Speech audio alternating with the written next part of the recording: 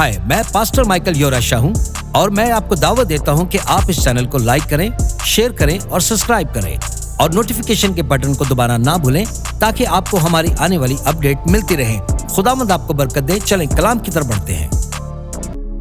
याद रखें कि यीशु इसलिए मसलूब नहीं हुआ कि उसने कोई गुनाह किया था, बल्कि इस वजह से जो वो कहा करते थे वो अपने अल्फाजों की वजह से मसलूब किए गए। आज के दौर में वो यीशु पर नफरत अंगेज तकरीर का इल्जाम लगा देते। इब्तदाई दौर में भी मुकद्दसों को सिर्फ इस बात से कत्ल कर दिया जाता था कि जो वो कहा करते थे कि यीशु खुदावंद है। इसी वजह से उन्हें शहीद किया गया, इसी वजह से उन्हें मारा गया, क्योंकि आप नहीं कह सकते कि यीशु खुदावंद है जैसे नीरो खुद को खुदा कहता था। जैसे आज आप नहीं कह सकते कि यीशु खुदावंद है क्योंकि गवर्नमेंट ही खुदा है।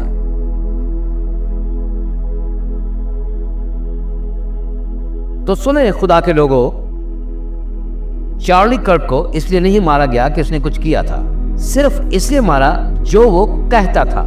इस वजह से मारा कि वो तारीखी की बादशाहत के लिए खतरा है। आज के दिन में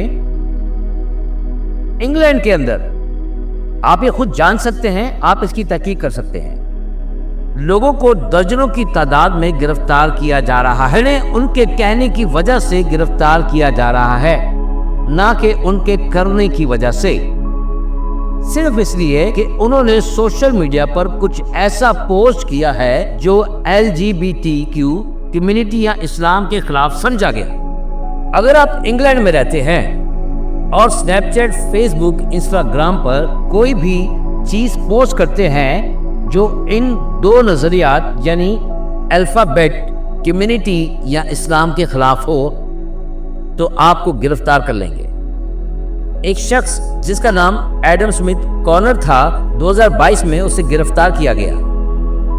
उसका जुर्म बस यही था, गौर से सुने, वो खामोशी से खड़ा दुआ कर रहा था एक अबॉर्शन क्लिनिक के बाहर। तो ये एक मगरबी माशरा है, कुछ चीन की रियासत नहीं है। तो जरा सुने, उसका जुर्म बर्तानिया के कानून के मुताबिक गैर समाजी रवैया करार दिया गया, एंटी सोशल बिहेवियर। उसे मुजरम करार दिया और $30,000 का जुर्माना भी लगाया गया।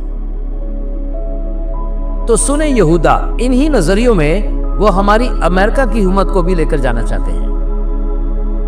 वो आपकी आजादी इजहार छीनना चाहते हैं। वो ये नहीं चाहते कि आप इस खुशखबरी का ऐलान करें, यीशु मसीह की अंजील का। तो ये एक रूहानी जंग है जिसमें आप मौजूद हैं।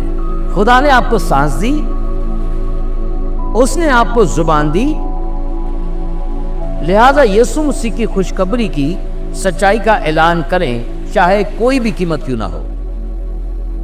क्योंकि मैं नहीं जानता कि आप क्या ढूंढ रहे हैं। मुझे अपनी कंपनी की तारीफ नहीं चाहिए, मुझे अपने खानदान की तारीफ नहीं चाहिए, मैं सिर्फ खुदा से शाबाशी चाहता हूं।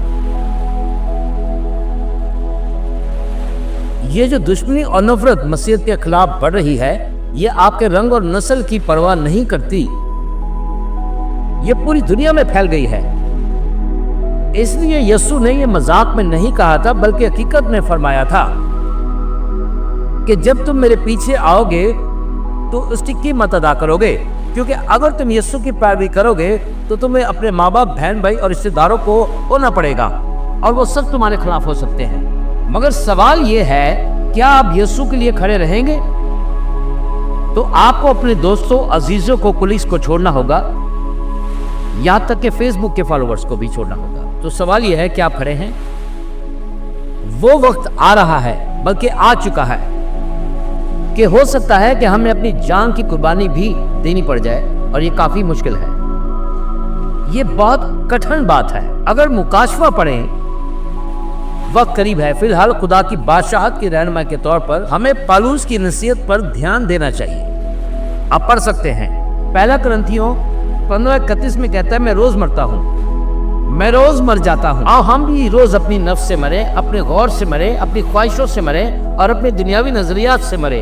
खास तौर पर बतौर बादशाही के रहनुमा हमें मिसाल कायम करनी है। पौलुस ही कहते हैं, मेरी पैरवी करो जैसा मैं मसीह की पैरवी करता हूं। सुने, चाहे ये रास्ता सलीब तक ही क्यों ना ले जाए।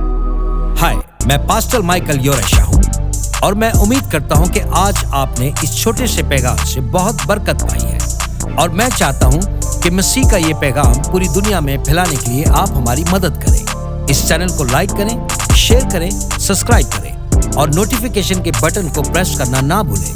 और आखिर में गुजारिश करूंगा कि ये कलाम आप अपने दोस्तों और खानदान के साथ बांटना ना भूलें। यीशु जल्द आ रहा है। आमीन।